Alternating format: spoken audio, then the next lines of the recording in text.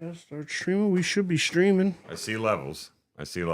We got levels. We are streaming. We got streaming. We got levels. You know what? Let's just hit the music. Let's just hit it. I'm down to get down with it. Hit the music. Hit that record button. It's good to be back. Yeah. We're back. So good to be back. And remember and hit that record button. It's also sweet. And don't forget to like, subscribe, follow, share, do all those free fun things for us. Because listen, if you're tuning in anyway, why not?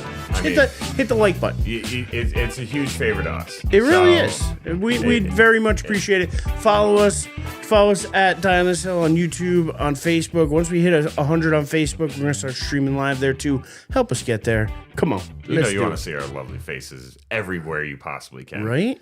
But you know what I find funny, right? And like I don't know, I didn't get a chance to read your title for this week's show, but you said it feels so good to be back, right? That's how we start every show, right? It feels so good to be back. And I think somebody felt really good to be back as well. And since we do talk more WNBA. Oh, we can start there. It's in the title. No, it's there. So, I mean, talking about feeling so good to be back. One person felt really good to be back. And another person did not feel good to be back at all. And they played each other in the first game of the season for their teams. For those of you that don't know, once again, nobody talks more WNBA than this crew right here. Dying on This Hill. But Caitlin Clark, first game of the season, drops a triple-double and blows out what is being built into a rivalry that I don't really think is there, because no, it's not there. Like in college, it was there, right? They went up against each other pretty much every year in college. But Caitlin Clark, Angel Reese, I don't know about you. I really don't need to dive in. Like, it was a clean foul. It was a basketball foul. Don't care about that. But that's where I want to start it, because that's what's upsetting about it, is the fact that Angel Reese got up in such a huff about it. Like, literally, you just shove somebody to get that rebound. And then Caitlin Clark, it's a good hard foul. That's what you do. That's what you do in the paint so that they don't get the easy two. And you want to get up and huff and puff and chase after her and act like some big tough guy? Like, to me, the whole tough guy persona that Angel Reese puts on, she should focus more on the basketball and less on the attitude. Especially her jump shot. Well, just overall, like, she thinks she's better than Caitlin Clark. And granted, in her mind, maybe she thinks she is. But in reality, she's not. No. In reality, it's not even close, in my opinion. I mean, I'll give Angel Reese a couple things. I think she's a better rebounder. I think she can, she's got some aspects to her game. But I mean, Caitlin Clark is the preeminent star of the game. Like, she is the game right now. She is the ticket. People pay to see her. Unfortunately, people don't go to pay to see Angel Reese, and that's where, to me, I agree with you. This whole rivalry thing, to me, is a bit one-sided. It in college, I'll give it to him, right? Like, Angel Reese and LSU got the better of her in college. Did better than Caitlin Clark and Indiana, right? No question about it. But I'm talking individual talent.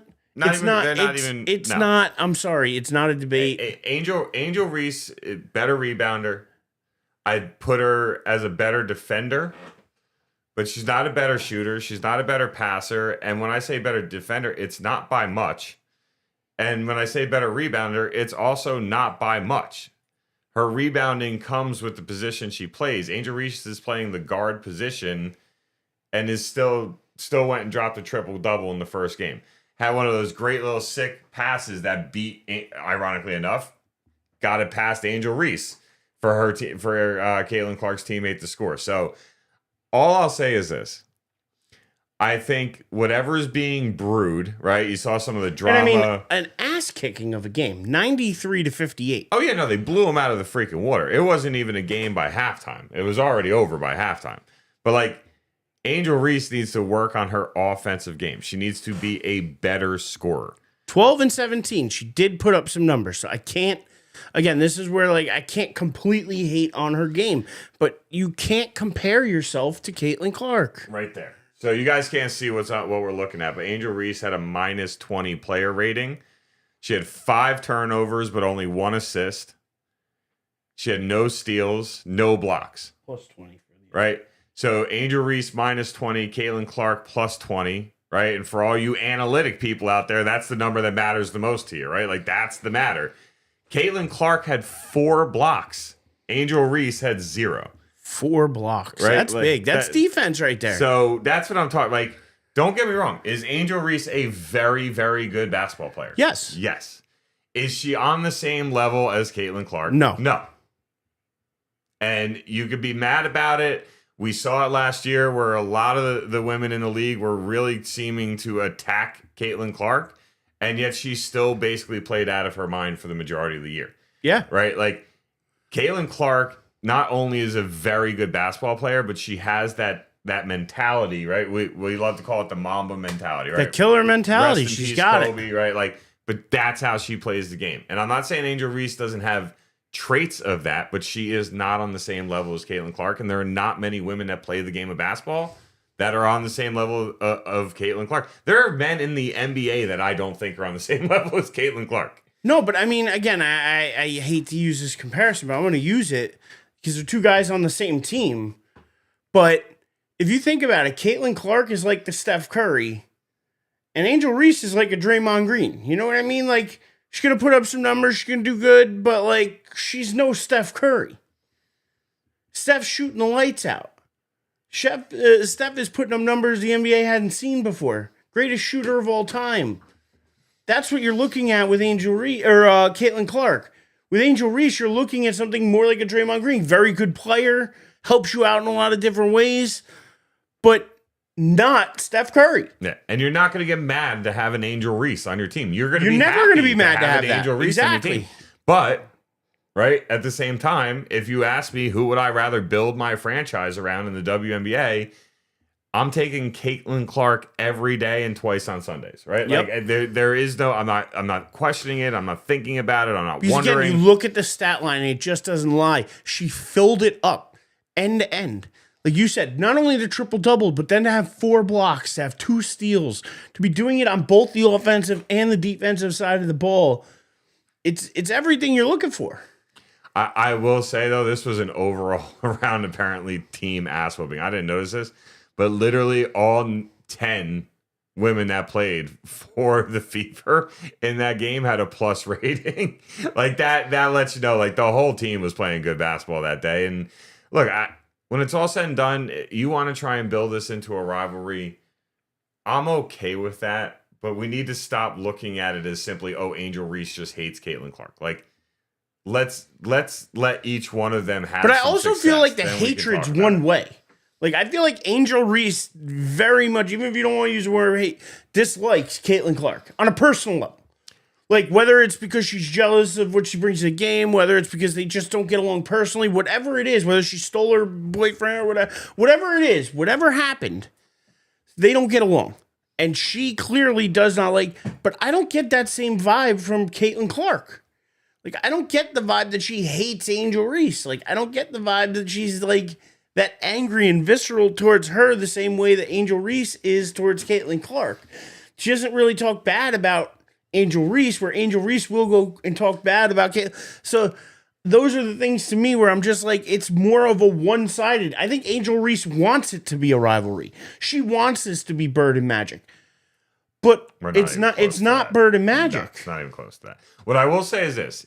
In the post-game press conference, Angel Reese handled it a hell of a lot better than how she handled it in-game. Right? When she got asked about it, she simply said it was a basketball play, nothing to dwell on, let's just move on. Right? So maybe you were caught up in the heat of the moment, your team's getting their asses kicked, I don't know, right?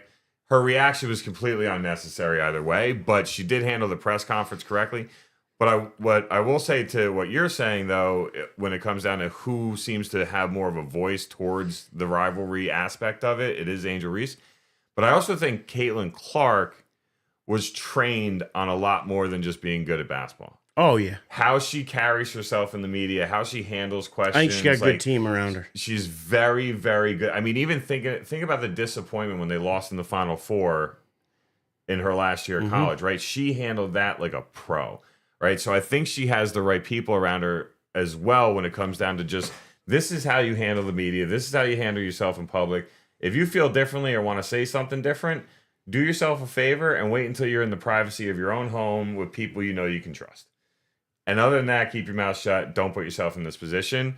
And she does it really well. But I will give Angel Reese credit for that, on the fact that she handled that press conference the right way. And I do think that that's a positive for her, right? Like, that's something she could have continued to carry that forward and made this even a bigger deal. Maybe a la RG3, and how much of a big deal he made it on social media, to the point where Ryan Clark called him out on it. And I have to say, Ryan Clark is actually one of the few ESPN analysts that I still really like. You know, he's up there to me at this point with the Scott Van Pelts, right? Like, the guy that really just shoots it straight and gives you his real opinion and doesn't say things just so you'll, click on the link or watch the video. So when Ryan Clark calls out RG3, I'm going to take Ryan Clark's side of the story over RG3. And that RG3 was trying to say it's this big racial thing. It's this, it's that. And like, Ryan Clark's like, no, it's sports. And they were competing, and Angel Reese overreacted to what was a good foul. So overall, I got to say that I think it's being blown out of proportion. But we touched on this last week, and you asked if I would take Caitlin Clark or the field when it comes down to MVP. Right. And last week you said you would lean more towards Caitlin Clark, if I remember correctly. I might be wrong. I know I said the field. I can't remember if that was one we agreed on. I said Caitlin Clark. You said Caitlin Clark, right? Well, when you drop a triple double in your opening game of the season and lead your team to a 35-point win, that's one hell of a way to start your MVP campaign. So you may win that one. I'm glad we didn't put no tortilla bets on it. That is for damn sure. But I will have to say that that's one hell of a way to start your MVP campaign, and one great way for us to start our WNBA coverage as their season really starts to pick up as the coming weeks go by and the NBA and the NHL start to fade. So, speaking of which, that's, I guess, a good segue to our next topic. We'll go there next. And a little NBA. Since we started WNBA, we'll go NBA. You gotta let that play longer next time. I forgot how much I little round ball rock, the NBC theme song. I forgot. Next year comes back. I know, with special contributor, the GOAT himself, Michael Jordan. Yeah, which to me is weird. Again, I mean, he's always kept his mouth shut about today's NBA, so I'm very curious to see the way. Is he Michael Jordan, or is he the TV personality Michael Jordan that they want him to be? I want him to be Michael Jordan. That's what I just want him to be honest. I want him to be. Give me his assessment on the game. Give me what he sees. All of us that grew up with him want that same thing, right? He was much more vocal in the early 2000s with Kobe and like all that, and like talking about the game and the changes to the game. But he was much more vocal, and then he kind of took that step back. The more he got, like, the ownership was starting to fall apart on him, and things weren't looking good there.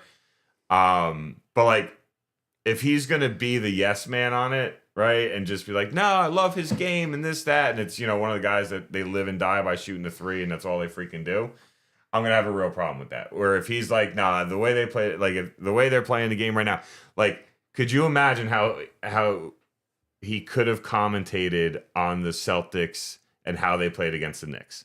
Yeah, right? he would. I know exactly what he would have said. Stop it. Get some help. That's exactly what he would have said. Exactly. And like, you even heard Reggie say it when they won, when Boston pulled off Game 5, right? And he's like, Reggie literally says it. Stop shooting threes. Look what happens when you drive. Look what happened. Like, they live and die by the three, and that's where Missoula couldn't adjust. He had no adjustment. There was nothing. He's like, we're playing our brand of basketball. It's what got us here. This is what we're going to do. And without any adjustments, you're not going to win like that. So, but speaking of Reggie Miller, he's actually calling his last series on TNT, and it just happens to be Knicks Pacers that he's calling. So I got to listen to Reggie Miller talk about the Knicks Pacers. I mean, come on. If you can't get a more biased human being on the planet. Did you see the stat, though? The last 4 times the Knicks have made the Eastern Conference Finals, they've had to play the Pacers. The last 4 times, going but I all the think- way back to 90. Yes, but go up till now because it was 3. They were 2-3 though. So they've won 2 out of 3. They've won 2 out of the first 3 though. The Knicks Yes. in the conference finals. Yeah, they've won. lost. It was in like the 99 semis, and Or 2000 or 95 something, or whatever it was. Yeah. So those two, but to think that the last 4 times the Knicks have made the Eastern Conference Finals, they've gone against Indiana. Like, this goes back to what we've talked about multiple times. The NBA needs to do away with divisions. The real rivalries are the teams that consistently meet up with each other. The Knicks and the Pacers do not play in the same division. The Knicks and the Pacers are a rivalry. The Knicks and the Celtics are a rivalry. Well, I mean, not only that, but Brunson specifically, if I'm not mistaken, he had a little WWE rivalry with Tyrese Halliburton from the Pacers. During one Yes. of, I think, like I don't really watch it that often. I watch it here and there. I catch it sometimes, I used to be a bigger fan back in the day when it was like The Rock and Stone Cold. And I like the Attitude Era. I was a fan of the going back and forth and stuff. NWO. Back then. But I mean, so not as much nowadays, but I have seen the highlights. I have seen the clips. I have seen the Brunson, Halliburton stuff going on. So there's definitely a rivalry there that even brews with these players here. I mean, last year the Pacers knocked the Knicks out in 7. Now the Knicks were beat up. They had no OG, no Mitchell Robinson. They didn't have they didn't have Cat. They didn't have Bridges. They didn't have some of the guys they got now. So it's a different Knicks team. But I also understand it's a different Pacers team. So this isn't the Reggie Miller's Pacers anymore. This isn't those teams of the 90s, but this is a Tyrese Halliburton Pacers team that plays really well behind him. And they got a lot of good pieces. I mean, there's nobody on there that you're going to look at and be like, oh my God, that's a superstar. But much like the Knicks, they just play really good team basketball. They play together, and they've had a really good underrated season. I mean, Knicks, they got the home court, thankfully, but the Pacers were right behind them this year. And I think it's going to be a tough series. I like the Knicks in 6. I'm going Knicks in 6. I like the way that sounds. I mean, it happened in the last 2 rounds. It does so have I'm a going ring. Knicks in 6. It does have a ring to it. What I will say is, I think it goes 7, but I do think the Knicks win the series. I know you were thinking I was going to say the Pacers. I saw that. I saw the side look. For anybody watching us streaming it right now, Eric definitely was. By the way, I think in the last 20 years, the Knicks had 3 playoff wins or something like that, or 8 playoff wins in the last 20 years. In 3 years with Jalen Brunson, they have 21 playoff wins. Yeah, it's night and day. To think that Dallas had Brunson, Doncic, Porzingis, and they're all gone. But they got Cooper Flag now. They're gonna have Cooper Flag. I saw some idiot put out there that they should trade the 1 pick to get Kevin Durant from Phoenix, and I'm like, why? You compare him back with Kyrie, who they don't really get along anymore. But also, you have an aging guy who's been injury plagued for the last 5-6 years. Don't get me wrong, Kevin Durant will be a Hall of Fame player, or has built a Hall of Fame resume. He's one of the greatest shooters for a guy his size of all time. I'm not trying to knock Kevin Durant. But the Dallas Mavericks do not have a win-now roster. You make that move when you believe Durant's the one piece you need to get over the hump, like Phoenix did, and you saw how well that worked out, right? So you don't make that move as Dallas because you need to build your team. So you take Flag. You build around Flag. They're going to take Flag. Anybody who says they're trading a pick's a moron. Oh, I agree. But to hear people trading. say that was asinine to me. I'm like, you were out of your mind. Yeah, but they're stupid. To focus on the series that we have in front of us, right? Knicks Pacers, like I said, I think it's going to go 7. I think it's going to be much more similar to the Pistons series than the Boston series. I think it's going to be much more physical. I think every game's going to be close. I don't see either one of these teams. Don't get me wrong. There'll probably be a game, maybe 2, where one of these teams just comes out the door swinging and just never looks back. But overall, through what I believe will be a 7-game series, I wouldn't be surprised if you look at the point differential at the end of the series and it's less than 40. Right, so if they play 7 games and it's less than 40, you're talking an average margin of victory of about 6 points. That to me is the kind of series this is going to be, and that's why I think the Knicks are going to win it, because you have Captain Clutch. Captain Clutch. the top fourth quarter performing player, not only in the regular season, but throughout the playoffs so far. He is Last playoffs, too. and he plays out of his mind. He plays controlled. He plays within the system. Like, he does not play, you know what it is? He doesn't play wild. He doesn't play hero ball, right? Like, where he thinks to himself, screw my teammates, I'm taking over, nobody else matters. He plays within the system, and they execute the system. And he knows, and him and his teammates know, hey, we're under 10 seconds. The play we had designed didn't work. Give it to Brunson, pick and roll, or get the hell out of the way and let him do his thing, right? I also think compared to last year and this year, going from Julius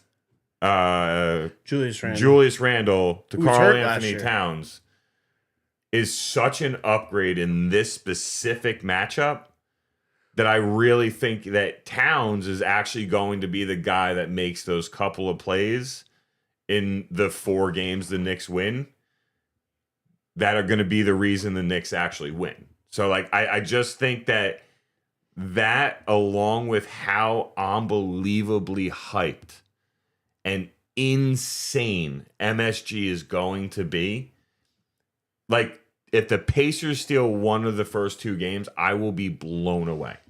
Legitimately blown away. I won't. I could see the Knicks maybe, like, either, again, because the Pacers may come in game 1 and just decide, like, we're taking this game. I mean, a little more rest, but... Yeah, a little more rest, maybe a little bit more energy. I don't know. I think the Knicks are going to come out hyped, but do they come out overhyped, get those, like, you know...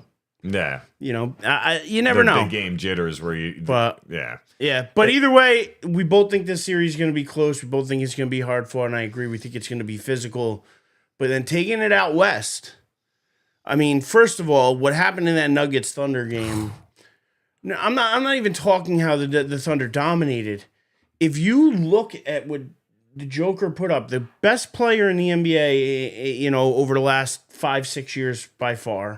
Oh, by far. I mean, yeah. A human triple double machine, looking like a refrigerator.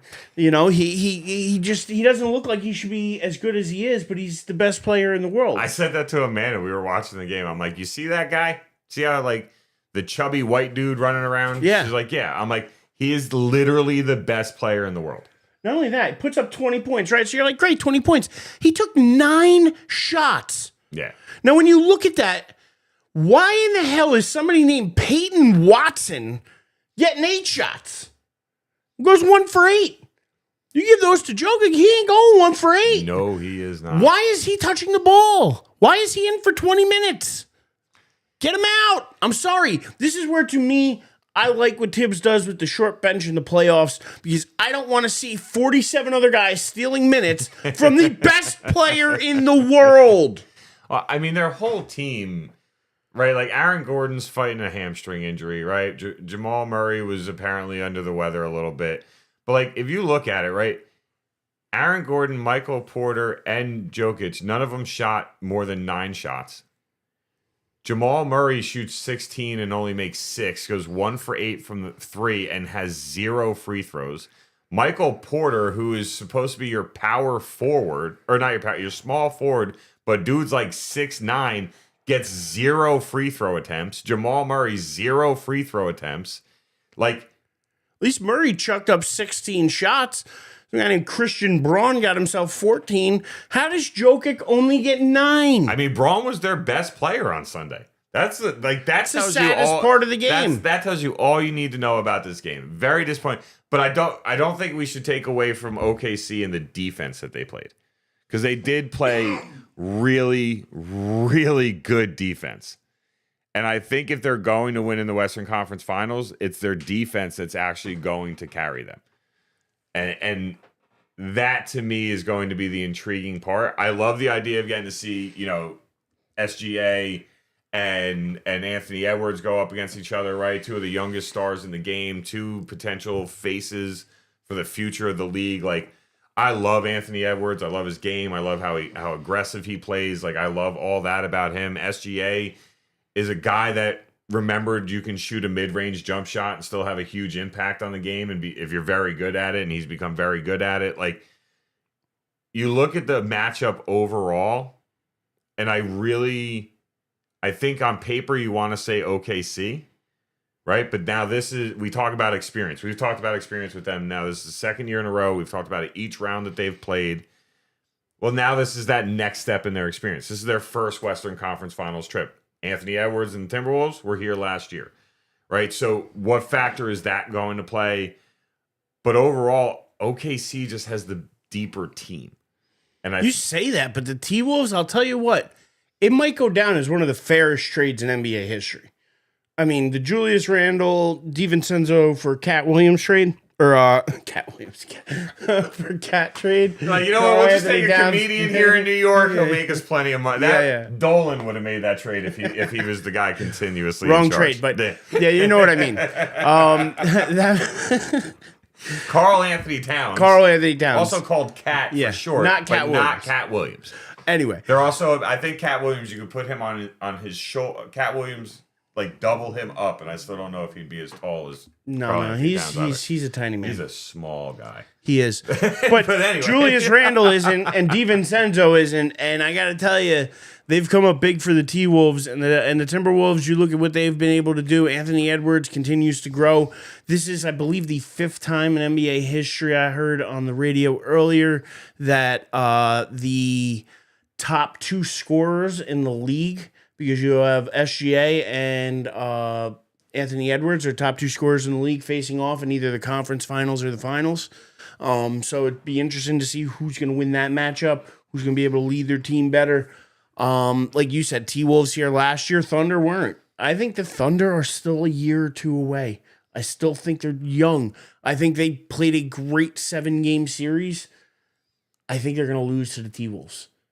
I think this is a collision course matchup of one of those things that you almost have to put your tinfoil hat on for and say, this trade, how could it have worked so good that both of these teams made the finals? And then have that storyline, because then you have the Tibbs storyline with leaving Minnesota. You have the Cat storyline. You have the Julius Randle and even there's the Villanova guys and this boys, and you have so many storylines that I think the NBA is salivating over that kind of matchup, because if you put the number 1 market in the world, in the US, in New York, in the finals, which they haven't been in the finals in 30 plus years, and then you pair that, or not 30, 25 years, you pair that with the T-Wolves, like, and what they were able to do and how they were able to, like, get where they got last year. I think this is the matchup the NBA wants. So I'm going to throw the tinfoil hat on here, and I'm going to say I think they're on a collision course to meet in the finals. So I'm going to give you my prediction. I'm going to take the T-Wolves I'm going to take the T-Wolves in 6. Okay. Take them both in 6. So the reason why I'm taking the Thunder and why I said, a moment ago about how they have a much deeper team, the Thunder are the first team in NBA history. This Thunder team this year is the first team in NBA history to have 10 players with a positive defensive rating. So they didn't get here because they were scoring 140 points a game. They got here on the back of their defense and riding the coattails of their potential MVP in SGA this year. So that, to me, is why I think OKC takes this series. Now, Minnesota went 2-1 against OKC in the regular season, so they did take the regular season matchup, and in the second win, but as you could tell in the New York series, so that doesn't matter. It don't matter what happens in the regular season. Now, we're playing big boy ball now, right? Playoffs. So I think when you look at this, I think it's going to be a very good matchup. I think you're going to have some really great highlight plays. But I'm going to take OKC, and same as you, in 6 games. But I'm going to take Oklahoma City to win this series. And but I will say I now kind of have a rooting interest in it being New York and Minnesota, because, like you said, all those different storylines that connect. And Julie, if you're still in with us, I do have to apologize, but there is a part of me that is rooting for the Knicks because I do love Tom Thibodeau. I loved him when he was in Chicago. I thought he got the short end of the stick in Minnesota. They really didn't give him a lot of talent to work with. And New York brought him in and said, we are going to give you a team to win with. And he's done nothing but that since he's taken over. And for him to go on to win this series and get the Knicks back to a finals for the first time in 2.5 decades And to have the type of roster he has that really Brunson really kind of encompasses who Thibodeau is out on the court with how tough he plays. So they're a fun team to watch. You got to at least admit that they are an enjoyable team. Like they play a fun brand of basketball where they share it. The team gets involved. They play defense. Like it's not just boring running up and down the floor chucking threes. And granted, that can get exciting sometimes, but I think they play. I think they play a more old school, fun brand of basketball. It's fun to watch until they win. All right. I'm sorry, I had to say it's all right. I just couldn't help myself. But speaking of fun to watch until they win, and transitioning to the other conference finals that are coming up, I believe. There you go. And now you let it play. Yeah, just give it like a couple seconds, right? The Carolina Hurricanes are a really good freaking hockey team. But yeah, they are. They've knocked the Devils out the last 2 times the Devils have made the playoffs. So I have this very rough relationship with them because I enjoy how they play hockey. But I really hate them because they keep knocking the damn Devils out. So I'm a very torn person in this scenario, right? Like with the Knicks, every time my team played them in the playoffs, they knocked them out. But that was also 30 years ago. I was a kid. Right. Now you die for Chicago to be back in the playoffs again, or the actual playoffs. Actual playoffs, like, not the play-in. 6 seed or higher, where no matter what they get to play a 7-game series. Would love to see that, but no, they love living in mediocrity. It's the teams I chose in the '90s, outside of the Devils, have really decided that their best way to make money and be quote unquote successful is to live in mediocrity. The Cowboys, the Bulls. We're good. We're competitive, but we're not good enough. We're going to get into the Cowboys in a few, though. So we're going to get into the football schedule and what your thoughts on what the Cowboys got dealt and the Giants having, tease this, but the hardest schedule of any team in the last 5 years based off of win percentage. That's a bit ridiculous. But anyway, we get into that. Before we do, before these series started, before the conference finals, we were looking at a possibility where we could have had an all-Canadian final. We could have had 3 out of the 4 teams Canadian in the Final Four here. And instead, we get 1. Why? Because it's Canada. Canada is not destined to win a cup, baby. So I'm already going to tell you, I'm going to take the Stars. I don't even think the Oilers get back there this year. I'm going to go against the Oilers. I'm saying the Stars take that series. I think it's going to be a hell of a series. I think it goes. I think it's going to go at least 6, maybe 7.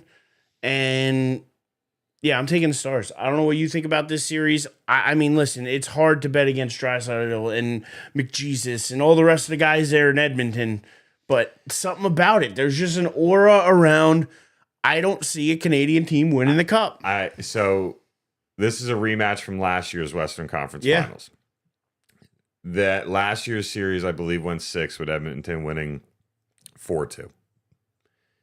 And they played the Florida Panthers, who they eventually lost to in the Stanley Cup. I think this, right, if you're a competitor, right, and look, me and you, we've played sports growing up. We know how it can feel to have that competitive passion. We never were this level, right? Where we ever were going to be professional athletes. But there's one thing that I know we both can agree on. There is nothing more motivating than trying to beat the person or beat the team that the year before stopped you from getting to your goal. I remember when I was a kid and I did a summer camp for basketball. And the first year I did it, I just wasn't good. I was very disappointed with how I was at the camp. It really bothered me. So the following year, I won no awards. My team didn't win any tournaments, whole 9 yards. And I'll never forget it because it was one of the proudest moments I had of myself in my life. That's why I'll never forget this. The following year, same summer camp, basically all the same kids, all the same coaches, whole 9 yards. And basically you did different drills and practices and one-on-ones and shooting competitions, all that. And then the camp ended with a 3-on-3 tournament. And I told myself, I will not allow my team to lose this tournament. I want to win it. And in turn, we got to play the same three. Well, not the same three, but the kid that was on the team that knocked my team out the year before. It was like in the second round of this tournament. Like it wasn't even close to the final game. But the one of the kids on the other team was on the team that knocked my team out, and it just we're playing them in the final game, and I just refused to lose. And I was one of those kids that drove my dad nuts. I was bigger than basically every kid I played with, but I didn't play aggressively. I wanted to be out on the 3-point line shooting threes, yet I had every kid by 6 to 10 inches. Like and probably like 20 pounds. Drove my dad insane. And I went at this kid. Every time I got the ball, every time we went down the court, I wanted the ball and I attacked him and I attacked him. And I hit the shot that gave us the win. I won. So my team won the 3-on-3 tournament. I won MVP of the camp. But it was all of that happened because of how I felt when I left camp the year before. So coming back to hockey and what we're actually talking about, to me, this is what Dallas wanted, right? If I was Dallas, I wanted this. I wanted to get back to beating this team. Be careful what you wish for, though. That's very true. You got to be ready. But you were ready. Like you said, you'd put in the work to get ready. You were ready. You had that mindset. I think, and I agree with you, I think Dallas comes in with that mindset. I'm with you 100%. I think Dallas comes in with the mindset of they got us last year, but they ain't getting us again this year. This is our year. Yeah. We're taking this. And I think on the flip side, I look at the Hurricanes. I mean, they didn't play this matchup last year, right? This was Florida beat. I think Florida beat Washington actually last year. No, was it? Either way, like you said, the Hurricanes are playing a really good style of hockey right now. They are, sadly to say, when you do watch them, kind of enjoyable to watch. And that being said, I think this is a year where those roles are reversed. I don't think. I mean, the Panthers are just so seasoned, though. I hate to pick against them. And they're defending champs, so it's Rangers they beat. That's right. I didn't want to remember that. I remember we played Carolina last year too. I block out the bad memories. Yeah, that's fair. I block out the bad memories. Either way, I think this. So I think Edmonton, Dallas, and I wish Fife was on with us because I would love to be corrected if I'm wrong. But I think Edmonton, Dallas is going to be much more of a finesse game and speed game, where Florida, Carolina is going to be much more of a physical, beat you up type of game. And the wins in this series are going to be, 2-1, 1-0, 1, like that's the type of games you're going to see, where I could see Dallas and Edmonton having, 4-3, 5-2, like having big scoring games that are still close. I think Edmonton, Dallas goes 7. I think Carolina, Florida. I think both these series go 7 games though. But I'm going to take Carolina and I'm going to take Dallas. All right, so we're simpatico there. I'm going the same way. I'm going the Hurricanes, and I'm going the Stars. Yeah, and like one of the things that, and I know Fife wouldn't correct me if I was on this one, he always talks about how the playoffs are a war of attrition in the NHL, especially, right? After you just played an 82-game season, and now you're playing the same team over and over and over again. Carolina has played 10 games. Florida has played 13. Florida's coming out of a 7-game series. Carolina's coming out of a 5-game series. Yes, that 3-game difference, maybe the number 3 is not a huge difference, but 3 NHL hockey games in the Stanley Cup playoffs, to me, is a big difference. Right? That is extra wear and tear on your body. That is extra exhaustion. And I think that's going to be what really gives Carolina the edge on this, plus having home ice, and their home ice is very hard to deal with. The only thing I'll give Florida is they've got to feel really great, because they were down 2-0 against Toronto. They lost the first 2 games and went on to win 4 of the next 5. Right? Like, so that's got to be a nice confidence builder, especially to win 6-1 in Game 7. But I mean, come on, Toronto folded. Toronto crumbled under the pressure. They were not ready for the moment. And it's sad to say, because they got some good players on that roster. So, I just don't know how they weren't more up for this game at home to get crushed. And by the way, they scored the first goal. Yeah, Panthers went 6 unanswered after that. Yeah. That's a beatdown. And I'm sorry to say, but the Leafs, you got to come prepared. Game 7 at home to come out and have that kind of and then go up a goal and have that kind of performance to fold like that. That's epic. Yeah. That's bad. And especially when you know the drought, the Canadian drought, and you know that you have a chance to break that, when you know how long it's been. Well, you don't know how many of those factors, right? I mean, how much talking do you hear? How much do you let it get to you? They did fold. You don't go up 2-0 in a series and just get smacked around. Like, even if you lose 3 out of the next 4 games, right, and it's a 3-3 series, you can't just go into Game 7 on your home ice and literally just shit the bed. I mean, they gave up 3 goals in a 7-minute time span. It was 1-0, and then it was 3-1. Like, I mean, you can't do that. You just can't. And they did it to I mean, don't get no disrespect to Florida, but I think you're right. I think a large part of that loss in Game 7 was due to Toronto just crumbling under the pressure. And then once your crowd gets silent in a Game 7 at home, you know you're starting. You know you notice that. I don't care if they admit it or ever say it. You know you notice that. Absolutely. So yeah, I think you're gonna see a Dallas Carolina Stanley Cup, and if we do, I'm gonna be rooting for Dallas because honestly, to me, the more Dallas teams that win championships or more Texas teams that win championships, the more pressure that gets put on Jerry Jones. I think that's a good segue to our next topic because, I mean, we could start it off with this clip of fuck the Eagles. Because, I mean, we're just going to throw that out there because how they get a easier schedule than the Giants, I don't know. But the schedule or the Niners with the easiest schedule in the league. I mean, come on.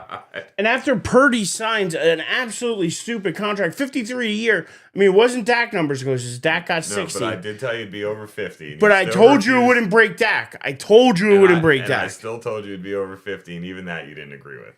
But I knew it wasn't going to break. He wasn't record setting. It was underneath that. So to me, I think it's the start of the great reset with the quarterbacks. It's got to be because you can't afford these guys any longer.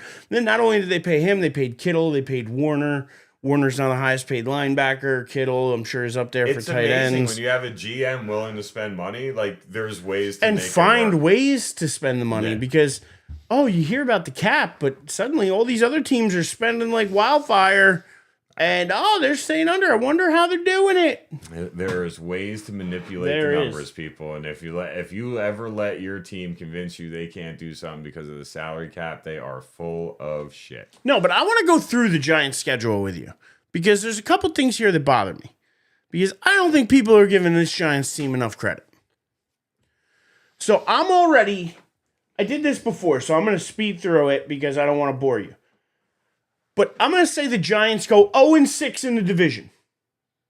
0-6. So they're going to lose to the Cowboys twice. They're going to lose to the Commanders twice. They're going to lose to the Eagles twice. I still think this could be an 8-win team. Let me show you how I get there. Okay, because, I mean, from what I'm looking at, their first win doesn't come until October 5th.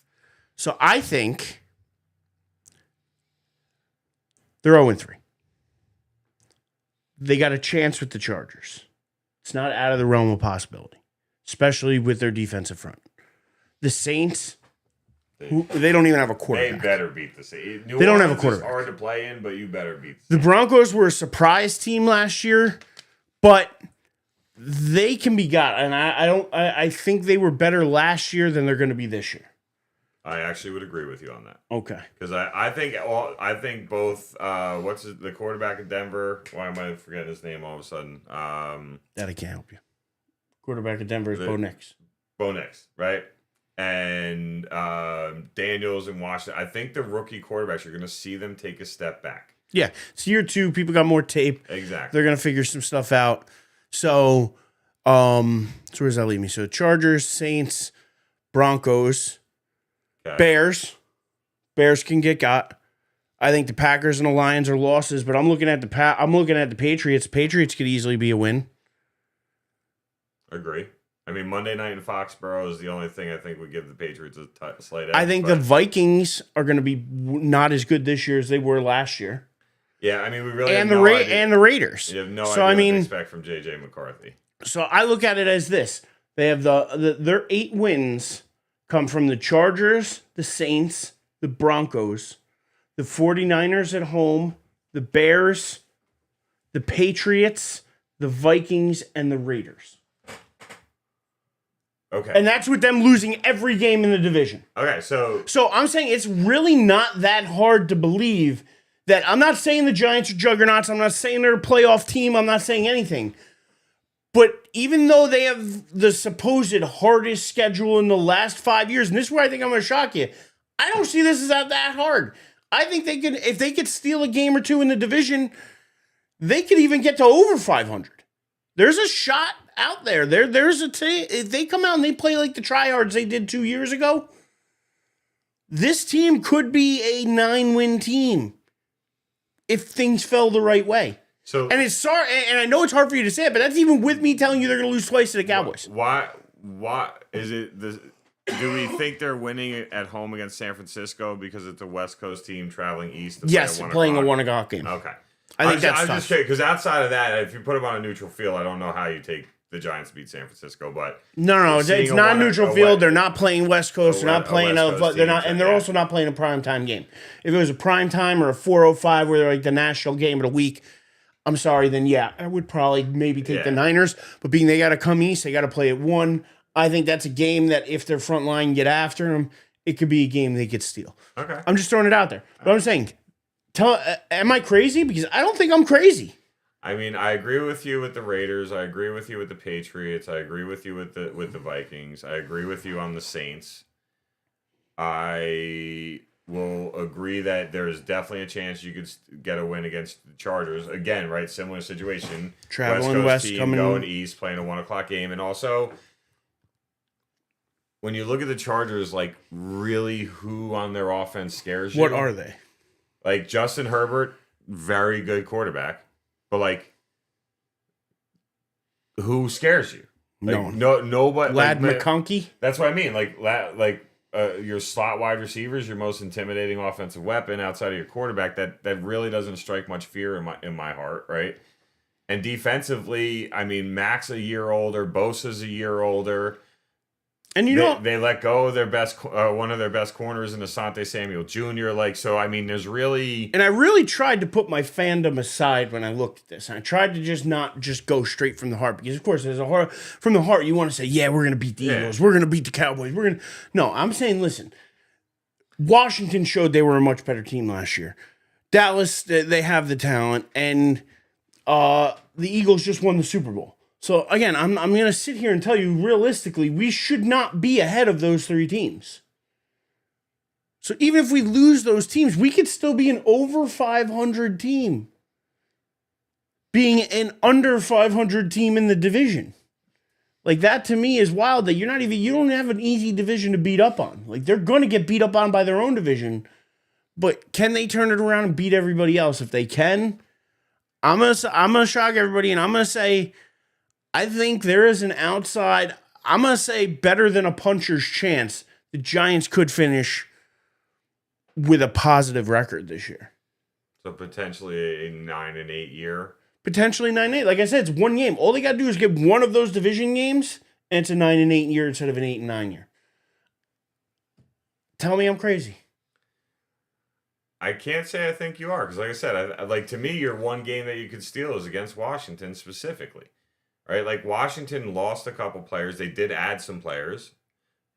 Adding Deebo Samuel, though, to me, isn't some life-changing thing. I think they'll use him well, right? But, like, San Francisco, you can tell, is willing to pay the guys they think still bring value to their team. And when they weighed their options between Ayuk coming off of a bad knee injury, George Kittle, and Samuel, they decided that Ayuk off a bad injury and George Kittle was the better 2 offensive players to pay than Deebo Samuel. So that already tells you something, right? Like, I don't think it's crazy. Now we're talking all of this with people being 100% healthy, right? Like that's Well, of course, that's because the other again, thing, that's right? what Like, we're rolling you with have now. no We got idea. no other assumptions. Just looking at the schedule on paper, like I said, that's all we could go off of now. So Yeah. we can't predict who's No. going to go down, what's going to happen. I'm sure there are things that are going to happen throughout the course of every year that could change the events. But right now, looking at it, and joining us is Mr. Eric Pfeiffer. I don't know how much of this conversation he's heard so far, and if he thinks I'm crazy. But I was just sitting here telling Dave as we're going over the I NFL. always think you're crazy. Well, as we're going over the NFL schedule, I'm telling him they're saying this is the hardest schedule for any team based on like win percentage in the last 5 years. Any schedule for a team to have is what the Giants have this year. But I'm looking at it, and I just told Dave with a straight face, I think there's a better than puncher's chance they can finish above 500. And I look at this team as I think their floor is about 8 wins. And I just gave it to him. And I think that, and I told him that telling him the Giants go 0-6 in the division, I still think they could be an 8-win team, even if they go 0-6 in the division. Here's how I got there. Chargers, they win. Saints, they win. Broncos, they win. 49ers at home, they win. Bears, Patriots, and the Vikings and Raiders. That's how I think we get there. I think we lose to the Packers, we lose to the Lions, we lose to the Chiefs, we lose to the division. I think those are our 9 losses. We're 8-9. What do you think? How far off am I? It's the NFC East, so I mean, obviously, I'm saying worst case scenario. I'm saying worst case scenario, we lose all 6. I still think we could be an 8-win team. If we steal one of those games, like Dave was just talking about, if we get a win from Washington, say we steal one of the 2 from Washington, that right there makes the Chargers.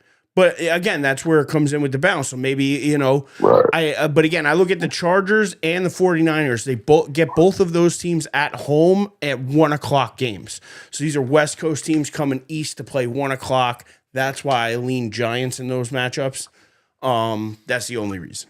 But like you said, even if they drop those, but they pick up 2 division games, they're still an 8-9 team. I think that really is close to the floor. I think 7-10 is the floor for this team. I mean, I hear you. I don't think that the West Coast. I don't think the West Coast coming east thing is as big as a deal as it used to be in the early 2000s, 90s. I think that teams have figured out the best way to manage that situation, whether it's the way they handle practice through the week and adjust to the time zone with their practices. I don't think if you look at the last 10 years, I'd say it's probably not as big of an advantage for the East Coast team anymore, because I think they've adjusted their styles of preparation for those type of weeks. But I was talking to somebody at work today, and I said exactly that. I said 8 wins, and I'm a happy Giants fan. Again, I think anything above 6, and they're keeping this regime. I honestly don't think that this regime is on the hot seat this year. I think next year. No, they're not. Them drafting Jackson Dart, they got to give them at least a full year plus. So yeah, I'm with you. They're honestly, not on the hot seat. Before that, I didn't think they were yet either. I don't really think that. If they would have held off on a quarterback this year and decided that next year's draft was going to be the draft where they wanted the guy, because it's supposed to be a stronger quarterback class, or you're supposed to have somebody who's going to be able to come out of the gates and play, I'd still think that next year was their hot seat year. I don't think Maro and Tisch wanted to rinse and repeat again after this season. They've had too much turnover, and they're not an organization that's usually like that. So I get it, and it's all going to depend on really like last year they had a very good offensive line at the beginning of the year, and guys got hurt. So it's going to be a matter of whether they're going to live and die by their offensive line, because we know their defense is going to be pretty good. With the pass rush is going to be good. Their safeties with Newman and Holland back there are good. The corners could be a little iffy because Paulson Adebo was a career number 2 in New Orleans, so we got to see what he can do in that number 1 slot. I do think it takes some of the pressure off Deonte Banks on the other side to just go out and kind of reset his career and just, play the number 2s, which, I mean, if you look at it, my biggest thing is, I like the 1-2 punch in the backfield. I think Russ, some of the pictures I've seen of Russ, he looks like he's in the best shape I've seen him in the last 5-6 years. Just look at him. He looks solid as a rock. He's been in the gym. So hopefully that translates. So where do But you they have don't this have that. team? What do They you? don't have that two punch. Look at all the good teams out there that go deep. But Other that's than why the I don't Chiefs, think because I'm they have with you. I Patrick don't think Mahomes. they're going deep. But I'm with you that I think that No, this could be an 8-win year is a positive year for the Giants. So that that's being said, that's I'm where I happy. put them. Where do you put them? Is that where you're putting them as well? Do you put them at 8 and 9 this Right year? about there. Right about there. 8-9.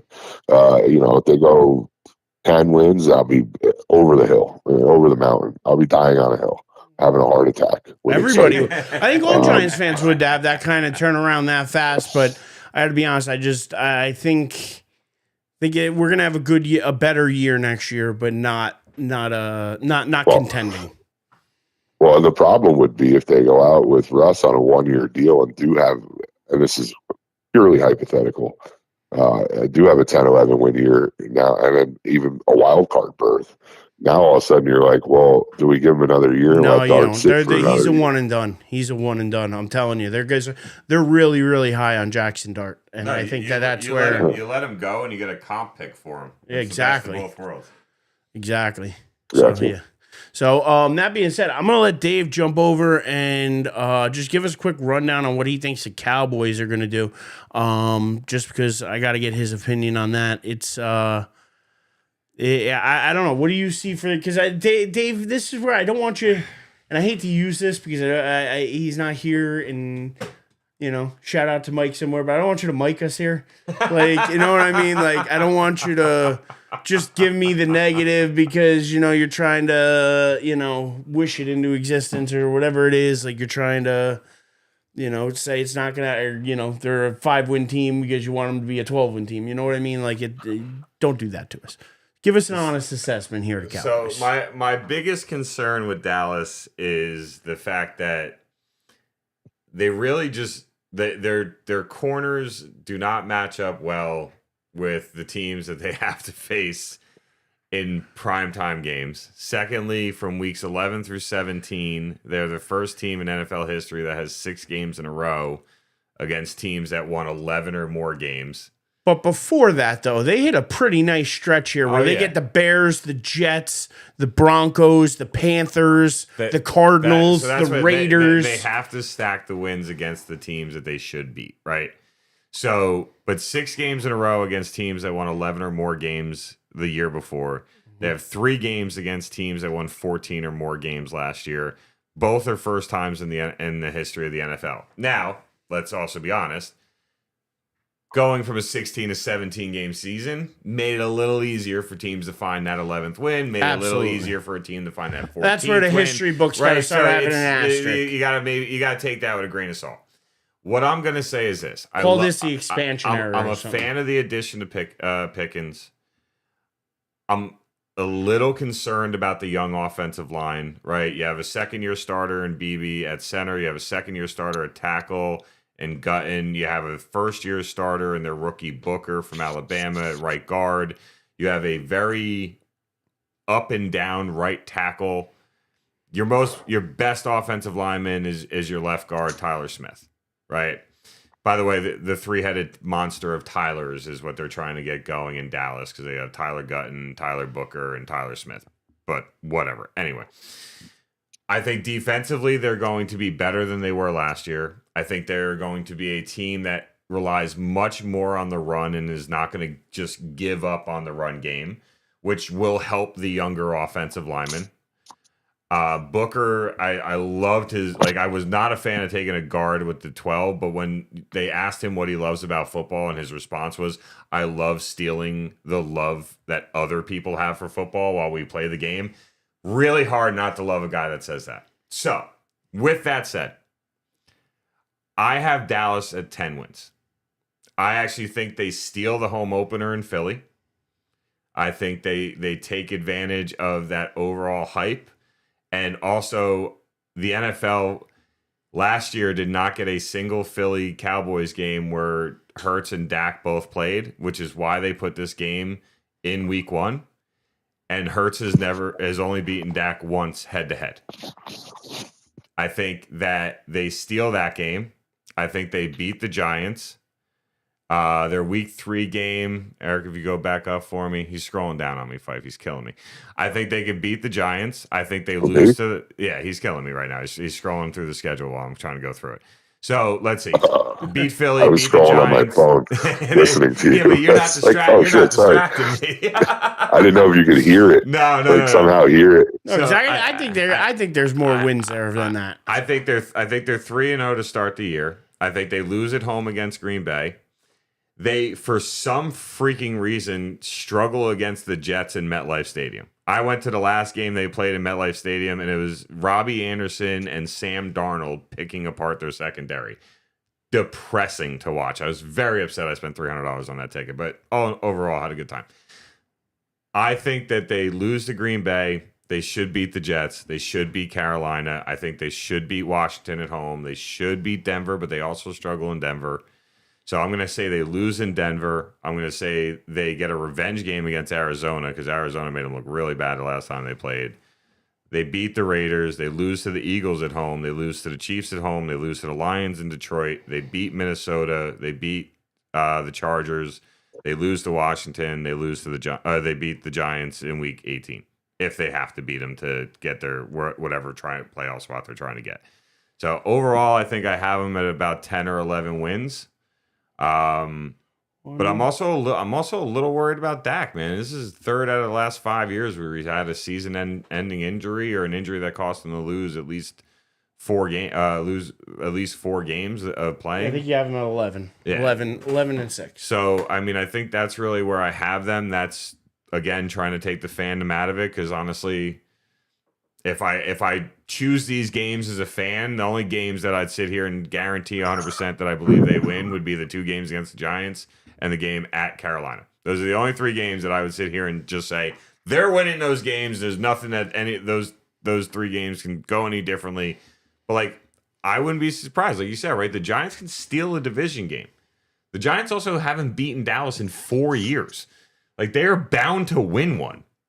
Like, they really are. Like, it's not like, I know you say don't bet against the streak, but at some point, streaks always end. They don't last forever. So they haven't beaten Dallas in 4 years. They've lost 9 out of the last 10 against Dallas. So 5 years ago, they split. So maybe we're at that point. I don't know. But I'm going to say, stop it. Get some help. See, there's your fandom right there.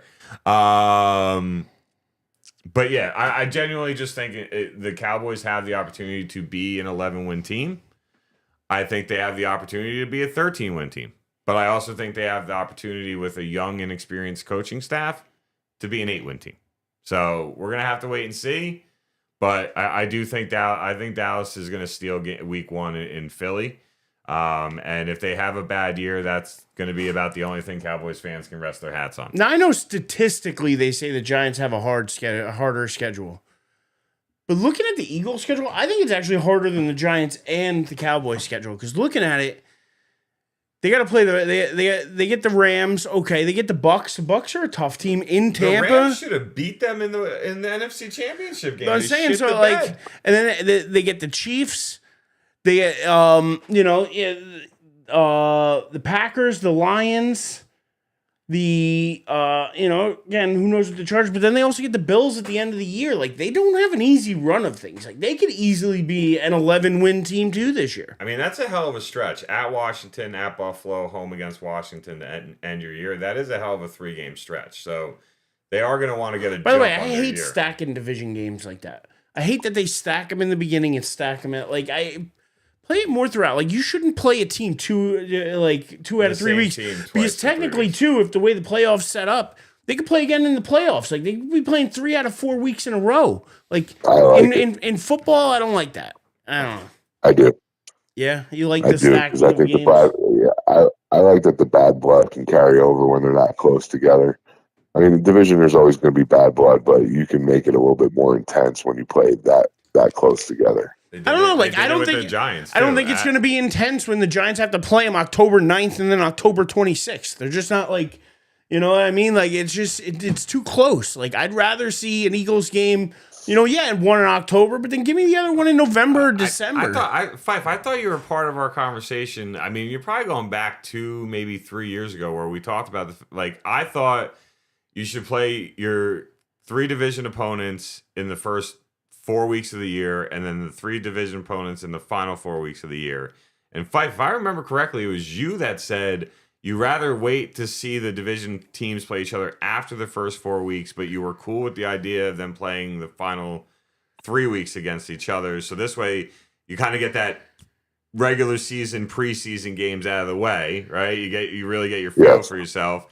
So then you have the division teams go against each other, and then you wait to the end of the year when you're fighting for the division title, playoff positioning, all that, and have them play 3, maybe the last 3 games or 3 of the last 4, or whatever it is. I always like the idea. I would like the brutality of going against your division rival more than anybody else. Going through that the final 3 weeks of the season. Especially if you're in a year where the division's only 2 games apart, right? And all 4 teams have a chance to win it. Like, could you imagine the madness the NFL could promote for that division over that basically month stretch? Oh, yeah. And then also, like, think about it too, when like you're in that position and you get into weeks 11 and 12 and 13, it's really hard not to look ahead and have that circled and overlook teams, you know? So, it's a matter of the professionalism also comes into play at that point. Yeah, I think in general, look, it's the NFL, right? Hardest win percentage from last year, easiest win percentage from last year, doesn't really freaking matter. Every year's a new year. We're now on 21 or 22 straight years where there's been a different winner of the NFC East. You have not had back-to-back winners of the NFC East since the Donovan McNabb Philadelphia Eagles. Like, that's how far back you have to go to have a back-to-back division winner in the NFC East. So to sit here, right, and say like, oh, well, Philly, let's just say Philly, Dallas, Washington, and the Giants all won 11 games. Just to say it, right? Every other game throughout the season is going to determine who takes the division crown, right? And now they're talking about voting on a rule where they do away with division winners and seedings based off of standings, and you just make it. I like that in basketball. I like it in hockey. I don't like it in football. No, because any team can win. Any team on any Sunday can win. Basketball, when you do a 7-game series, or any series, 90+% of the time, the better team wins the 7-game series. Every now and then, you get that team, right? Like, go back to all those years ago when the Baron Davis Golden State Warriors, 8 seed, shocked the number 1 seed Dallas Mavericks. That Warriors team was not better than the Mavericks, but for that 7-game stretch, they were better. In football, it's who's ever better that day. And even that can change throughout the course of the game, right? Like, you could how many times have you seen a team go up 21-0, and then by the end of the game, they're the team that lost? Like, football is just a different beast. So, I don't care if you're, even if you're under 500 and you won your division, you could still go on a Super Bowl run. The Giants had that one Super Bowl run, I think it was 2011. They snuck in, they won their last 6 in a row. They sneak into the playoffs as a wild card team, go win the Super Bowl. Like, I think they did basically the same thing in 2007 as well. Yeah, so it's just 2007. They were, I think it was the 2007 year where they were the Road Warriors. They was that the year 07 where they only lost 1 road game all season. Yeah, including the playoffs. I think I thought 07 they won the division. I thought I could be wrong, but I thought they won the division in 07. Who, Giants? No, the Cowboys. 11, yeah, Giants didn't win. Giants went in as well. Dallas was the 1 seed. That was the playoff. Giants were a wild card. That was the only NFL playoff game I ever went to. Thanks for ruining that experience, Giants. Hey, I went to 1 too, and they got crushed by Carolina. So I've been there too, my friend. I was there. I don't remember much of it though. We were there together. We got there. Thing that you don't remember much we got there about 7 a.m. Started with kegs and eggs, and boy, kegs and I think eggs. I spent most of it watching in the tunnel. We had a good time. Kegs and eggs. We did.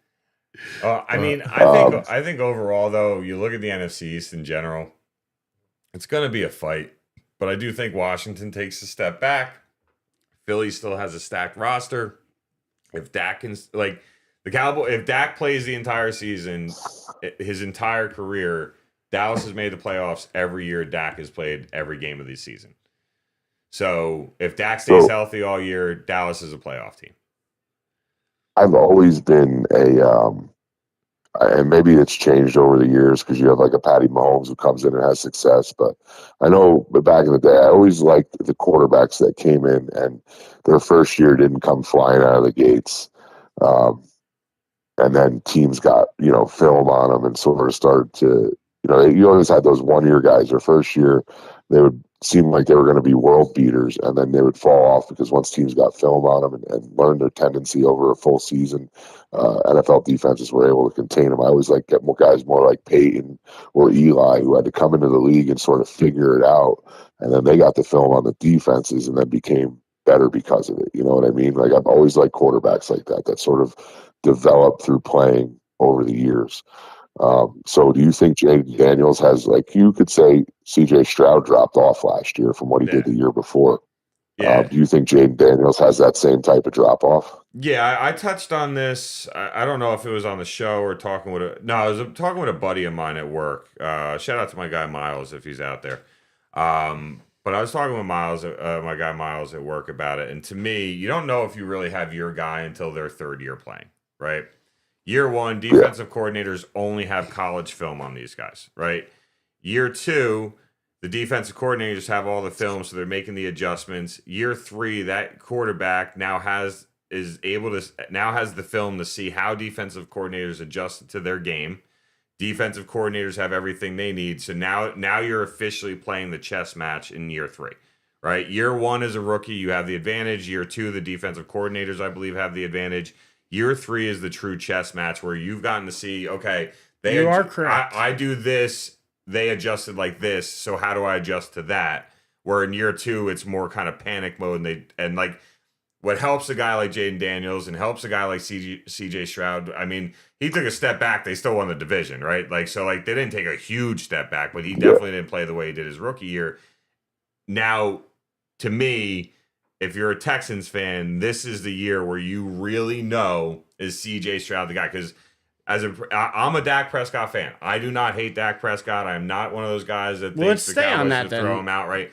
Dak's first year, right, wins Rookie of the Year. Mm-hmm. They win 11 games, 12 games, get knocked out by the Packers in the playoffs. His second year had a really rough statistical year, but they had a good defense and could run the ball, still made the playoffs. Year three, he showed that he could adjust the defenses, play the game, and showed that he was a future guy at quarterback, and here he is now going into his 10th season. Okay, so let's stay there because I want to pivot us back to the schedule. That's where we started originally. And speaking of guys who have their guy, I want to get your thoughts because it's a major day in the year, and your team plays on it every year. It's Thanksgiving. Gobble, gobble. You get the Chiefs on Thanksgiving this year. The ratings for that game are going to be insane. So some people are saying it's going to be the highest rated Thanksgiving game ever, blah, blah, blah. Forget the ratings. We know you're going to be watching. But is this going to be something that could, because it's going to be tough for you. You're going to have, it's going to be the, Thanksgiving, but not only that, it's going to be the first Thanksgiving with Seven. It's going to be a lot going on. How, are you going to even be able to focus on this game? This is going to be tough because this is probably one of the best games of the year, and you're probably going to struggle the most to watch this game more than you will many, many other games throughout the. You'll probably be able to watch more Sundays and have more calm and peace having her chilling with you watching a game than you will on Thanksgiving. Yeah. So I want to know, thinking ahead now, because it's probably the first time you're really thinking about it, what is that Thanksgiving going to be like? Because I'm happy. The Giants aren't playing. I don't got shit to worry about. I catch a game, great. I don't. Oh, sweat off my back. I'm good. But your team happens to play in this game every year, unfortunately, because to me, but maybe you love it as a Cowboy fan. I actually do. I know Lions fans love it. Yeah. And, it's your thing. But they also love it because they get the 1:00 game. So, their game. And you would also love it if you had got Arizona and it's going to be a win and you could be like, all right, we're going to beat this team up. It's feeling good. You could eat a little heavier. You can feel a little better. I don't know how good you can feel going into this Chiefs game because to me, I'd be a little bit more nervous. My stomach might start hurting me. I don't know. So that's actually really easy for me to answer. For two reasons. One, it's late enough in the season that I already will have an idea of what Dallas is, right? So I'm either going to be sitting there talking about how important this game is because they're fighting for a playoff spot or the division, right? Mm-hmm. Or they shit the bed to start the year and I want them to lose so that we can get a high draft pick, right? Like that's one. Two, do you know who they play the Sunday before? I don't, but we can look. Oh, I know. You don't have to look. Looking at their own schedule anyway, so go ahead. They're home against the Eagles. Do you know who they play the following Sunday? They're Lions. at Detroit. Mm-hmm. Okay. That 3-game stretch most likely will make or break their season if they start the year the way I think they're going to start the year. Okay. So how am I going to watch that game will be highly determined on how well the game against Philly goes on Sunday. And also, at that point, my daughter will be about 4 months old. So we're going to have to be very conscious of not screaming and cursing That's what I very mean. loudly. Yeah. So it could be a game that when it turns on, I maybe say to the family, you guys can go eat in there. I'm going to sit here and I'll eat at halftime. I don't know. What I will say is I will either be extremely stressed or not give two craps based off of how the year starts. It's really going to be, it's going to be that level of an extreme, right? Because if they completely shit the bed to start the year and they're, 2-5, 2-6, Then it don't matter. then whatever. Lose. Keep losing. Tank, get a top 5 pick. I'm all for it. But if they're 6-2 and coming off, Well, it's good because the same thing's going to happen to you. So now you're kind of screwed because you almost have to root for them to be bad. Because I'm going to throw it to you because on Christmas, they get the Commanders on Christmas. And on Christmas, you're talking, that's week 17. So if the game for the Chiefs was important enough to care about, that game for the Commanders is going to be equally, if not more important to care about. most likely more important. So this is really like, this isn't a year where the schedule will help Dave out, in my opinion. Like the schedule was not kind to Dave. So I'm sure Fife has a little more insight on this. Your daughter's first Christmas is going to outweigh the importance of the Commanders Dallas Cowboys game. I promise you that. I will not argue with you on that. And again, she'll be right around 5, maybe 6 months old, so she won't have an understanding of Christmas. But she'll be at the point where she's developing a personality and buying toys and the grandparents are going to be all about it. That's what I mean. It's going to be a tough holiday season for you as a fan. Amanda's going to look at me and be like, "Why do you have?" It's going to be amazing for your heart. It's going to be awful for your fandom. Shout out to the spammers though, real quick. I don't know who JE is. But they gave us a love to see the indie tubers. I guess we're indie tubers. I don't know what that actually means. Awesome. Well, shout out to them. And somebody dropped NHL playoffs live on NHLHD.com. So if you're a website and you're looking for promoters, I'll happily shout that out every time it's on. I don't really care, but you got to pay us for it. So you get the first one's for free. But more enthusiasm and energy, I'll happily shout that out some more. But, absolutely. yeah. So shout out to anybody throwing comments in the chat. We appreciate it. The holidays will be a little stressful. A loss to the Chiefs hurts less than a loss to the Commanders or the Eagles or the Giants, or right? Because it's at a conference, it's at a division, so it hurts less. But it's still.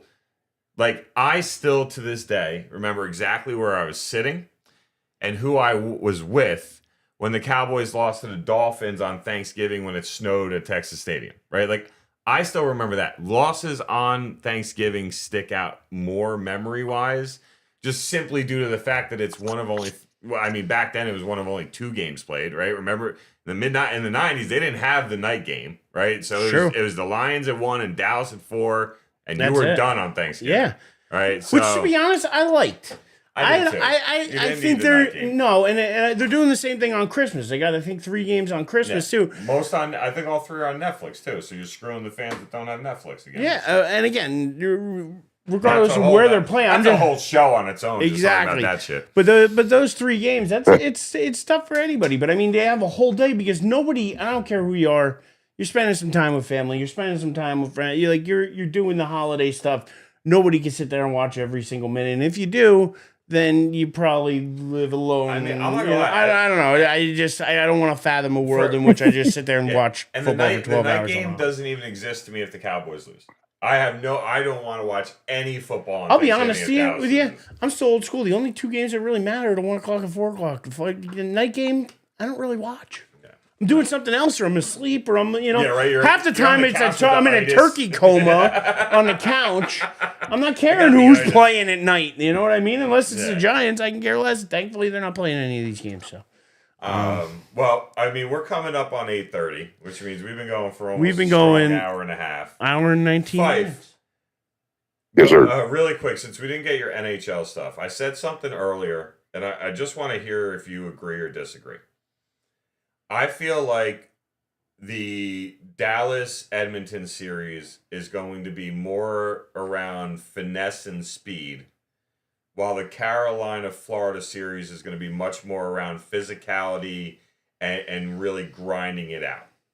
So I want to see if you agree with me or disagree, and as well as let us get your picks on who's going to come out of the Eastern and Western Conference finals. I do agree to a point. I feel like Dallas has the capability of playing either way, where they can force you to grind it out, or they can skill finesse. I think it would be a mistake for them to try and outskill and finesse Connor McDavid and the Edmonton Oilers. But again, like I said last time, the Oilers have done a good job over the last 2 or 3 years of building this roster to also be able to grind things out if they need to. 1-0 wins in overtime in the playoffs. That's a grinded out game. And they've been there, they've done that, so they've turned themselves into a team that can play either or. But the Florida Carolina game is two very similar teams.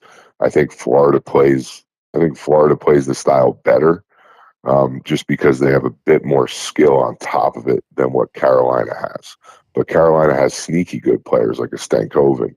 I think that's definitely going to be the more physical series, though, when it comes down to it. But when you're in the conference finals of the NHL playoffs, I mean, you're grinding it out whether you want to or not. You need to be able to. So I think it's going to, in the Florida Carolina series, I think it's going to be very physical, which it has already. It's already gotten chippy. I have it on mute right now. But I do think Florida comes out of that one just from what they were able to do to a very good Toronto team, which also, Dave, I'm going to do this to you. I heard Stephen A. Smith say that the Toronto Maple Leafs are the Dallas Cowboys of the NHL. Oh, that's And they can't. Wait, hang on. They can't be that because at least the Toronto Maple Leafs make it out of the first round. Oh, Anyway. Fife, hang up on this man.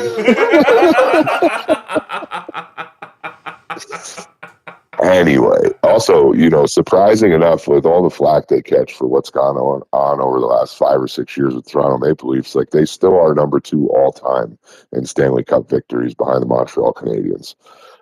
They have 13 total in their history. I think the last one was in the late 60s, 67, 68, something like that, if I remember correctly. But yeah, so it's pretty wild that the team gets that much flack, but they are second on the list. And again, they were an original 6 team, right? But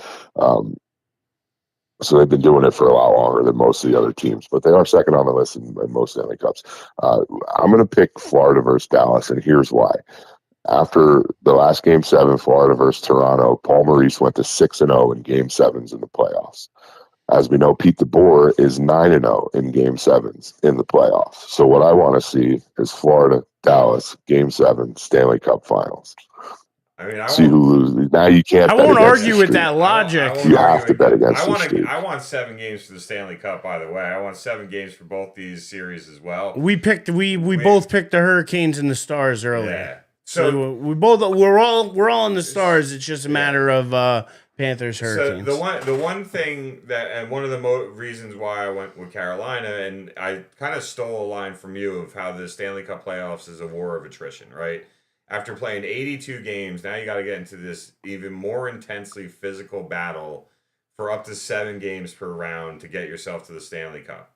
So one of the reasons I leaned Carolina over Florida and ended up choosing them was because throughout this playoffs, Carolina has played a total of 10 games, where Florida has played a total of 12 games, right? So like that, yes, it's only 2, right? The number 2 is not a huge number, But when you think about the rest beatings and what goes on each game, that 2 extra games is exhausting.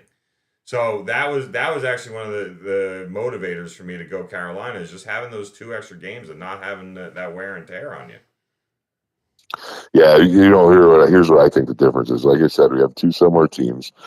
Carolina has sneaky skill players. Florida has a little bit more outright skill players. They have a little bit more experience with this deep of a playoff run and what it takes to get to the finals. What I think it's going to come down to is, and again, he's played really well. He played really well against the Devils until he got hurt. There you go. Florida's up 1-0 right now. They're out shooting them 5-1. Is Bobrovsky. Bobrovsky is going to be the big difference. I don't think Freddie Anderson is at that level. Again, he played good against Washington. I didn't have a lot of confidence in Washington making a deep run. I feel like that series was, I don't want to say easy, but it was kind of easy on Carolina. Beating the Devils, without their top player. Well, the Devils gave him a good run in each game. Other than the first one, it's I just feel like that's going to be the big difference, is the guys who have been there and all the situations and have won a cup versus the guys who are just trying to get over that hump against the team that they've struggled to get over that hump against. And then the goaltending difference is really going to be the big difference to me.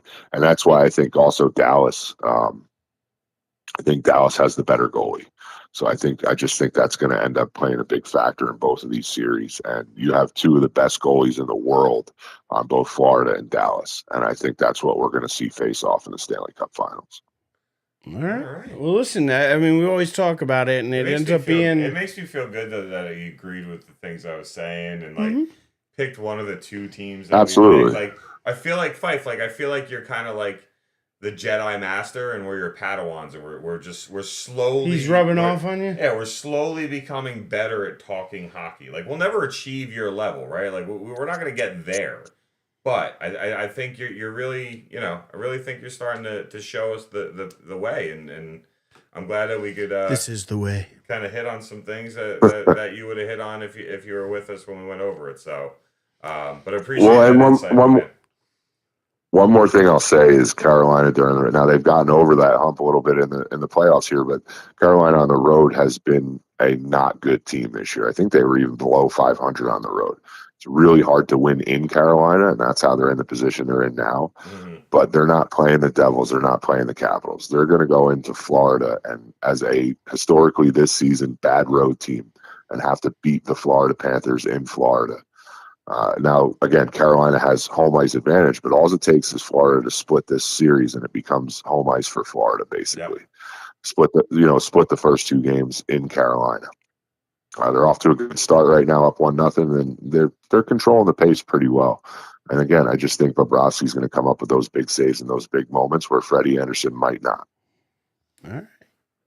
Time will tell. That's why they play games. To those guys in the chat with whatever hockey thing you threw in there, give me a call, man. Eric Pfeiffer, AKA Larry Schmelrose, AKA whatever you need. We haven't pulled him out of Saskatchewan in a while. We might have to get him for the finals. Yeah, maybe. Especially if if the Oilers get in there. We'd have to have a Canadian representative, so I guess we'd have to pull Larry out of the outhouse. So, well, thank you, my friend, as always, for joining us. We appreciate the insight, obviously, into hockey, but into football as well. There's a lot more to dive into the schedule, too. We just kind of went through the NFC East teams here for the most part, but there's a lot more to dive into, especially when you get into the holiday schedule. Again, real quick, just on that holiday schedule, I think it's really stupid of the NFL to schedule Vikings-Lions on both Thanksgiving and Christmas. I think that's stupid too. I don't know. Now that you mentioned the Lions, do you think? I don't know. I'm just waiting for that drop off, and I'm not sure it's going to come. I think this is the year. Yeah, it could be. I think you're right. I think they've peaked. I think that the Lions have hit their peak under Dan Campbell. They killed themselves against Washington last year in the playoffs. With all the turnovers, what got turnovers? In their defense, their secondary was all pulled out of Lester Glenn Honda. I still think they're going to be a good team. I just don't think they're they're going to be like a 14-win team or 13-win team. I'd still take him in the division. Jordan Love's such a roller coaster quarterback, and you have no idea what to expect out of J.J. McCarthy with Minnesota. No, but I like the fact that at least for the first time in over 20 years, Green Bay reached out in the first round and got no offensive weapon, though. So I'll say that, and I actually like Green Bay's chances for the division this year. I think that it's them and the Lions battling it out. I think the Vikings take a big step back. I think last year I can't imagine. They were an anomaly last year. I don't think they repeat what they did last year, and I just still don't think the Bears are there because I don't think they could develop a quarterback. So, I think the little addition by subtraction, though, you got to give Chicago that by getting rid of Eberflus. I think they're in a better situation than they were going into last year. Yeah, but he's a rookie QB, going to be going into his second year in a new system, 2 new systems in 2 years. That's never a good thing. That veteran offensive line is going to help that offense a lot. They're going but I mean the worst, but also the double-edged sword of that is Caleb Williams is a better passer out of the pocket when he's moving. So it's kind of one of those things. I don't know. It's going to be interesting. Well, you guys know I do a bunch of best balls, and one of my sleepers who I think is going to go probably like 9th, 10th round, maybe. I have to get into them to start knowing what the flow is going to look like. But I think Adunze is going to be a sleeper in best balls this year. I think Adunze might have a good year this year. Maybe. I just have no faith in the Bears in developing a quarterback. So until they can prove otherwise, I'm going to stick with that theory. It's kind of like the Browns. I don't believe they're going to develop either of the 2 quarterbacks they drafted. So it's just certain teams are just they don't have it, and those are the teams. So but we talk about that almost every week here. And really quick, Fife, if you do have time next week, there's a good chance I'm not going to be able to do the show at all next week. So just throwing that out there, and just to. Dave will be back in 2 weeks to talk some final stuff because more than likely conference stuff will still be going on next week, being it's just starting now. So by the time you get back, we'll be entrenched into the finals. Now they're not playing I don't think they're playing every other day. Well, if he's not going to be here, and if you want to push start time back to 8, you can count me in. I'll push it back to 8 for you, my friend. We'll do it together next week. All right.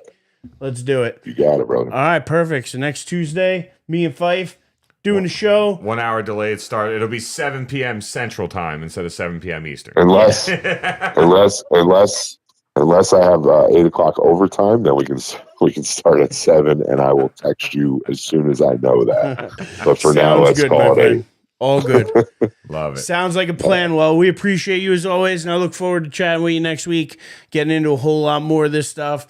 NHL conference finals will be close to the actual Stanley Cup, so we'll be ready to talk that. We'll talk more football, and just excited to have you back next week. So looking forward to that, my friend. Thank you as always for joining us, and you got it. Yeah, next week they can also find you one right last thing about hockey. Go for it. I thought it was very odd.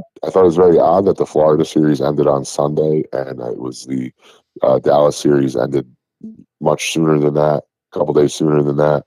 And here we are with the Eastern Conference starting on Tuesday and the Western Conference starting on Wednesday. I thought they should have flipped that.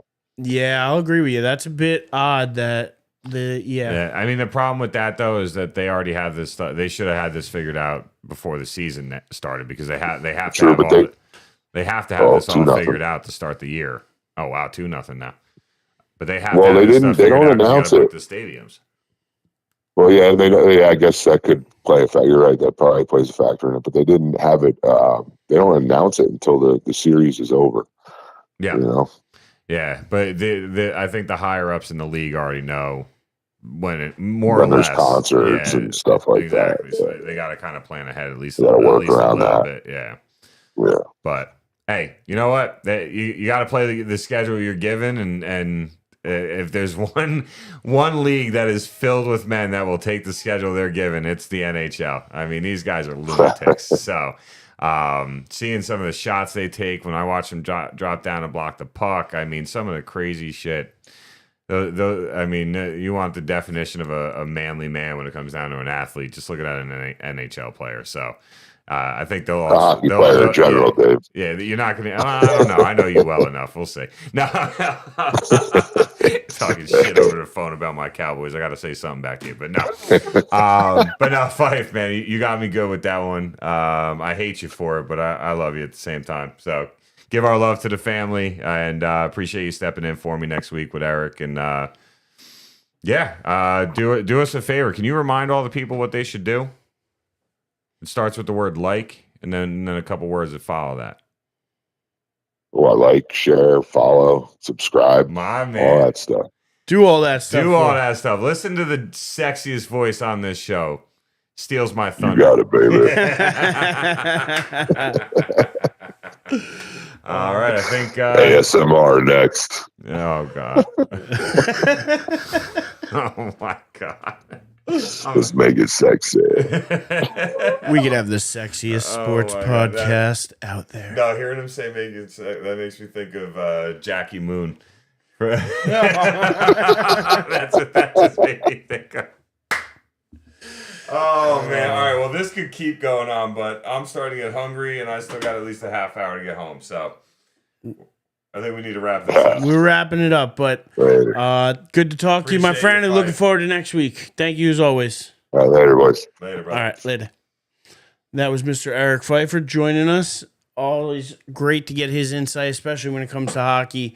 Nobody better than him to talk to. So shout out to him. Shout out to everybody who joined us in the chat tonight. Shout out to if Timmy joined in, Carl, Marissa, Julie, Janice. If Amanda popped in, who knows? Mama H sometimes pops in. Shout out to her as well. Shout out to Joey out there. We hope to still get him back one day. I want to talk some baseball with that man. I gotta message him and just talk some baseball, get his thoughts on it, because I just want to share his thoughts. From what I get from him, you're gonna have to offer to do like a lunchtime show, because it sounds like that's not even a show. I just want his thoughts. If he could just give me a couple quick thoughts, I'll say them on the show for him if he can't make it. But I gotta get his thoughts on what's going on, especially Yankees, Mets, and stuff like that. So I look forward to talking with him. But shout out to everybody else out there who supports us. We appreciate all the love and support. Thank you so much. And won't see you next week, my friend, but I'll see you in 2 weeks. Yes, sir. So I'll see you in 2 weeks. Looking forward to that. Next week, Fife stepping up to the plate. So we'll have a show next Tuesday as well. I thought it was good to kind of ask him right here. Hell so yeah. This way you don't have to drop it on him last minute. That was awesome. And I think the Tuesday thing, right? Like we talked about it, right? The consistency. We're keeping the Tuesdays. I think that's very important. So absolutely. Appreciate Fife willing to step in for that. Hell yeah.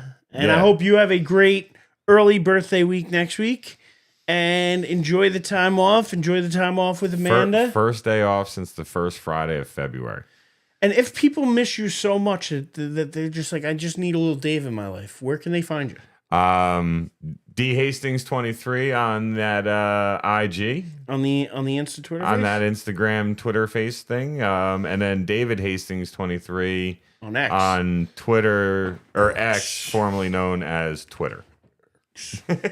Oh my God. I forgot about that. You can find me at The Living Legend on X. You can find Louie at Louie Ozzy Dude on Instagram. You can find us at Die on This Hill on YouTube and Facebook.